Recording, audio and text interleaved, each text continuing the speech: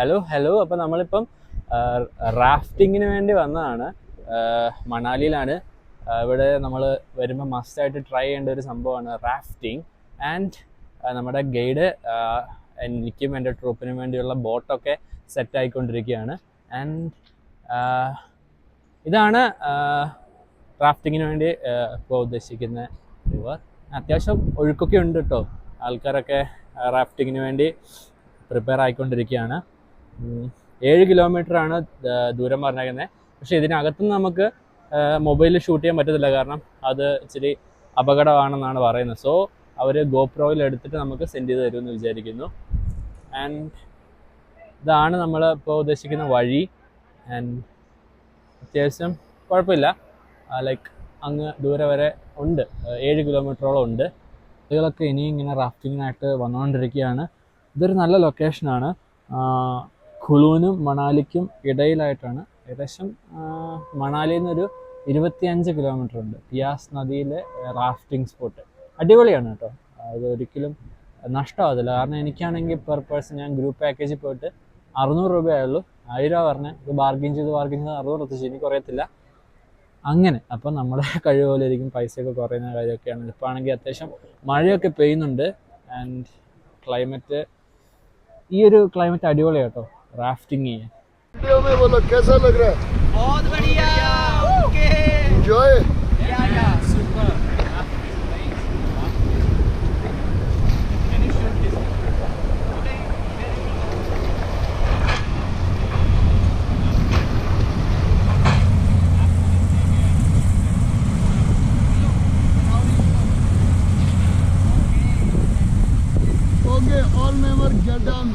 Get down. कहाँ को अंदर को? हाँ जी, उस साइड होंगे आप ऋतिक ऐसे, विशाल भैया साइड वाले ऐसे, टॉप भी आगे हो जाओ.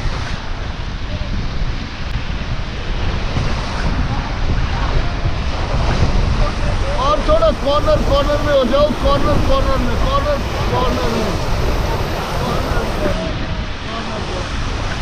ऋतिक थोड़ा कॉर्नर में हो जाओ. ഗായ്സ്, ഞങ്ങൾക്ക് ഈ ഇൻസ്ട്രക്ഷൻ തരുന്നത് ഞങ്ങളുടെ ഗൈഡായിട്ടുള്ള സാക്കിബ് ഭായി ആണ്. പുള്ളി ഓരോ കാര്യങ്ങളും നല്ല വ്യക്തമായി പറഞ്ഞു തരുന്നതുകൊണ്ട് തന്നെ സേഫ്റ്റിയുടെ കാര്യത്തിൽ ഞങ്ങൾക്ക് പേടിക്കേണ്ട ആവശ്യമില്ലായിരുന്നു. എൻ്റെ മോനെ, പക്ഷേ ഈ ഒരു തണുപ്പുണ്ടല്ലോ ഈ വെള്ളത്തിൻ്റെ, അതൊരു വല്ലാത്ത ജാതിയാണ്. മേത്തോട്ടിങ്ങനെ തുളഞ്ഞു കയറുന്ന അവസ്ഥ, വെള്ളം ഇങ്ങനെ തെറിക്കുമ്പോൾ. അതൊന്ന് എക്സ്പീരിയൻസ് ചെയ്യേണ്ടത് തന്നെയായിരുന്നു.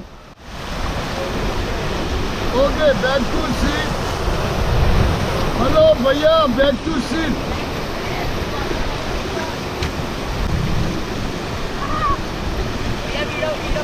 बन रही है.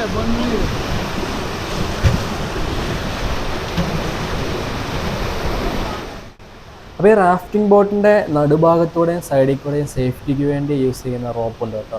അപ്പോൾ നമ്മൾ എന്തെങ്കിലും മുറുക്ക 2 കൈ കൊണ്ടും അപ്പുറത്തും ഇപ്പുറത്തും മുറുക്ക പിടിച്ചിട്ടാണ് റാഫ്റ്റ് ചെയ്യാൻ വേണ്ടി ഇരിക്കുന്നത്. സോ ആ ഒരു സേഫ്റ്റി നമ്മളെപ്പോഴും ശ്രദ്ധിക്കണം. ലൈഫ് ജാക്കറ്റ് ഉണ്ട്, ഹെൽമെറ്റ് ഉണ്ട്. അതുകൊണ്ട് തന്നെ സേഫ്റ്റിയുടെ കാര്യം ഓക്കെയാണ്. ആൻഡ് ഈ വെള്ളത്തിനകത്തോട്ടെങ്ങാനും വീണ് പോയെങ്കിൽ തണുത്ത് ഒരു പരുവാകും, ഉറപ്പാണ്.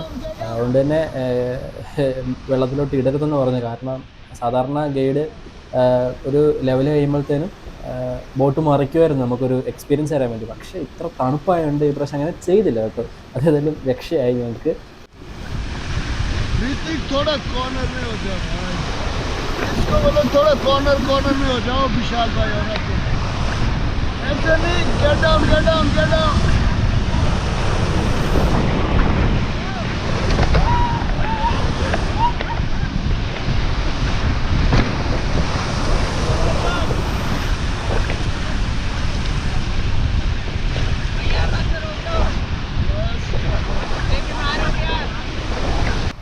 ആൻഡ് മുഴുവനായിട്ടും 7 കിലോമീറ്ററാണുള്ളത് കേട്ടോ റാഫ്റ്റിങ്ങിന് വേണ്ടിയിട്ടുള്ള ഡിസ്റ്റൻസ്. അതിനകത്ത് കുറേ ഭാഗം ഇതുപോലെ തന്നെ പ്ലെയിനായിട്ട് വലിയ ഓളങ്ങളൊന്നും ഇല്ലാണ്ട് പോകും. പക്ഷേ കുറച്ച് കഴിയുമ്പോഴത്തേനും വെള്ളത്തിൻ്റെ ഫോഴ്സ് കൂടി നല്ല സ്പീഡിൽ മൂവ് ചെയ്യാൻ തുടങ്ങും. ആ ബോട്ട് കറങ്ങാൻ തുടങ്ങും, വെള്ളം നമ്മുടെ മേത്തേക്ക് തെറിക്കാൻ തുടങ്ങും. ആൻഡ് അടുത്തൂടെയൊക്കെ പാറയൊക്കെ കാണുമ്പോൾ നമുക്ക് പേടിയാണ്. എന്നെ സംബന്ധിച്ചിടത്തോളം ഞാൻ ആദ്യത്തെ എക്സ്പീരിയൻസ് ആണ് എനിക്ക്. സോ ഭയങ്കര എക്സൈറ്റഡ് ആയിരുന്നു. ആൻഡ് ഇവിടെ വന്നിട്ട് ചെയ്യണമെന്ന് ഒരിക്കലും പ്രതീക്ഷിച്ചിട്ട് പോലും വരുമായിരുന്നു. പക്ഷേ ഏതായാലും വന്നതല്ലേ ചെയ്യാമെന്ന് വെച്ചതാണ്. ആൻഡ് കൂടെ ഉണ്ടായിരുന്ന ടീംസ് ആണെങ്കിലും ഒരേ വൈബ്. അവർ കൊൽക്കത്തക്കാരാണ്. പക്ഷേ എന്താ പറയുക, യൂത്ത് പിള്ളേരാണ്. നല്ല രസമുണ്ടായിരുന്നു അവരുടെ കൂടെയുള്ള ആ ഒരു ഓളത്തിനനുസരിച്ച് നമ്മൾ ഇങ്ങനെ അങ്ങോട്ടും ഇങ്ങോട്ടും ഇരുന്ന് പൊസിഷൻസൊക്കെ ശരിയാക്കി വളരെ സാഹസികമായിട്ടുള്ള യാത്രയായിരുന്നു. ആൻഡ് ഒത്തിരി ഇഷ്ടപ്പെട്ടു കേട്ടോ ഈ ഒരു rafting.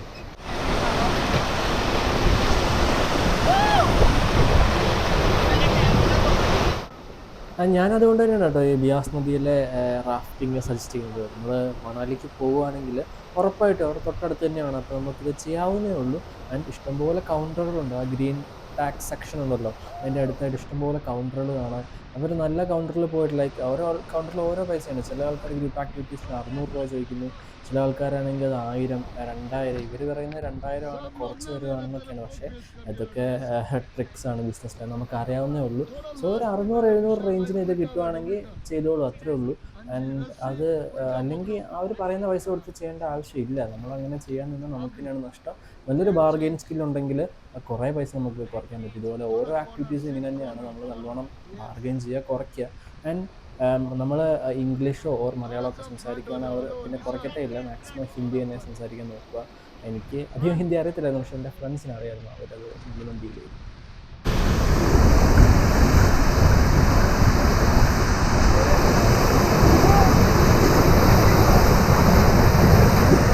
Okay, back to seat. Hello guys, back to seat.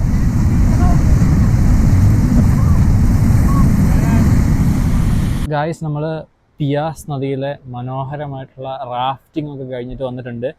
എൻ്റെ അമ്മ എന്ത് തണുപ്പാണെന്നറിയോ ഈ ഒരു വെള്ളത്തിന്. ഞാനാണെങ്കിൽ റാഫ്റ്റിംഗ് ചെയ്ത സമയത്ത് കുറേ സമയം വെള്ളമൊക്കെ ഇങ്ങനെ ദേഹത്തോട്ടൊക്കെ തെറിച്ചു. തേനെ കുത്തുന്ന രീതിയിലുള്ള തണുപ്പ്, രക്ഷയില്ലായിരുന്നു.